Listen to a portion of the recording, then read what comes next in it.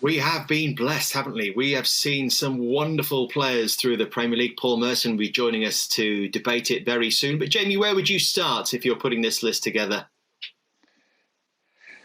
Well, I mean, in terms of the best or the most influential, there's obviously two different things. If you're talking about the most influential, I think about, Gianfranco Zola. We talk about the Premier League years. The influence he had was extraordinary in terms of diet and how he looked after himself. And I know he had a massive impact on those Chelsea players.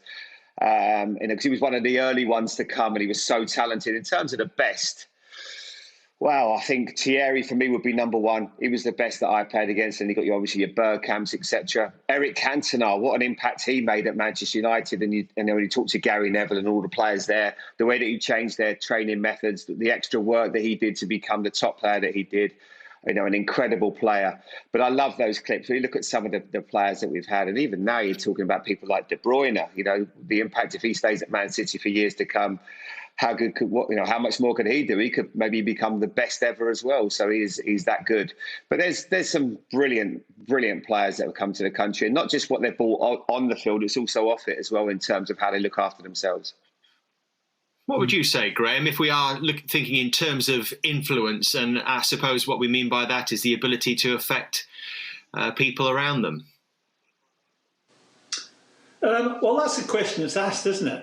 Who's the best player? That's not the way to ask the question. The way to ask it is the way you've asked it. Because how do you compare a centre-back to a centre-forward? Who's not Schmeichel in terms of an influence at Man United? If you're playing in a team, you've got the best goalkeeper in the world who's constantly making saves he shouldn't be making. That's an enormous influence. Someone who fights the fight in midfield and wins that battle for you, like Vieira or Roy Keane, are they the most influential? And then you would argue that someone who scores goals, it's goals that change games, it's goals that influence games. Goals, if you're scoring goals and you go on up, everyone all of a sudden starts to play with a freedom, moving the ball 1 and 2 touches instead of taking 3 touches. So it's up for debate, isn't it? The most influential, however you see it. I'm with Jamie on Thierry. I think he was the best player that we've seen in the Premier League. But Ronaldo. I think Ronaldo was at his best when he went to Madrid. I'm a big fan of David Silva. Didier Drogba's goals, Aguero's goals. The influence, and you hear Man United players talk about Eric Cantona.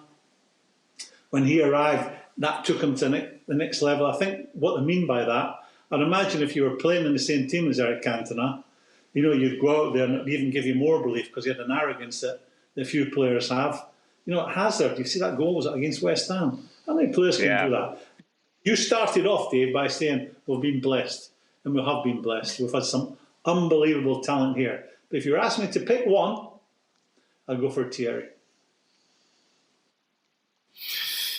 Well, what about Cantona? If we're sort of talking goal scorers for a minute, because of what you talked about, Graeme, that piece of the jigsaw that perhaps wasn't there, that elevated a very young team that maybe needed that leader figure. Can I just tell you my story about Eric Cantona? I was manager of Liverpool. We played Auxerre, and we'd won the cup, so it was a Cup Winners' Cup. We'd lost 2-0 away at Auxerre, came back and beat them 3-0. After the game, Terry Littlewood, who used to look after the corridor, the players' room, the players' lounge, and my room, security-wise, he knocked on my door. He said, "Look, there's a guy outside." He says, "A good pal of yours. He wants to come and speak to you." I said, "Who is it?" And he says, "It's Michel Platini." Well, Michel's not a close pal of mine. Only time I'd come into contact with him is when I played against him when I was in Italy, and he was at Juventus, and I was at Sampdoria. So he came in and he said, "Look, I've got a player for you." He said, "He's a real problem boy in France, but he's really talented. It'd be perfect for your club." And I said, "Look, Michel," I said, I'm fighting fires here at the moment. Trying to get some people out the door. They're resisting, and I'm fighting a dressing room here. The last thing I need is another controversial figure in there." And that was Eric. And then Eric, of course, came over on trial, went to Sheffield Wednesday, or was it Leeds? Then Leeds, and ended up signing for Leeds. And it's history. But when he went to United, I think he sort of, that young team, young players, people with personalities, need someone like that on the pitch that they look up to and say, "Eric's cool, Eric's okay," or "Roy's there, Roy will look after it," and they grow in stature from that. I think Eric was certainly one of them. It was perfect timing, Graeme, wasn't it? I think, yeah, Graeme's right. It was the timing. It was all about the timing. You know, I think it cost £1 million, was it, when he first went to United? Yeah, that's right. Obviously, the FA Cup moment when he scored the winner against us was pretty heartbreaking. But he had big moments in the Premier League. The way he was just different. You know, the collar up. Did he have a presence, Jamie? You know, when you played against him? Oh, absolutely. Absolutely. A lot of it was... you wasn't sure how much of it was real. You felt that there was a little bit of perhaps that arrogance that he created. There was so much mystique about him, and you'd obviously heard the rumours about him as a person. But all the players that played with him said he was a thoroughly nice guy. Look, I'm leaving myself open to a bit of ridicule here. I played against a lot better players than him, trust me. But he just had that something special. You know, the big moments, the FA Cup final goal, as I said.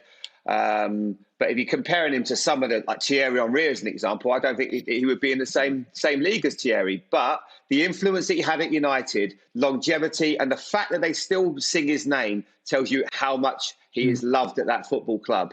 You know, because he wasn't necessarily the quickest. He had a fantastic touch. He'd bring people into play. You know, the big European nights, people often talk about it in Man United, that he perhaps didn't have the influence on those games and the big occasions. But I think it was an all-round belief that he gave that Man United team. And as I say, because until you play up against someone and you see their talent, and there'll be players, I'm sure, that Graeme said, you know, he talks about John Robertson. I thought John Robertson was a good player. But when you play against someone, you see sometimes how great they are. And it was the same with Thierry. Everyone could see it, but also playing against him made you realise it even more. But Eric just had that. He had time. He always, like all great players, David, he had time. That was the one thing I always noticed. Every time the ball would sort of go to him, it felt like he had a second more than everybody else. And he was an incredibly talented player.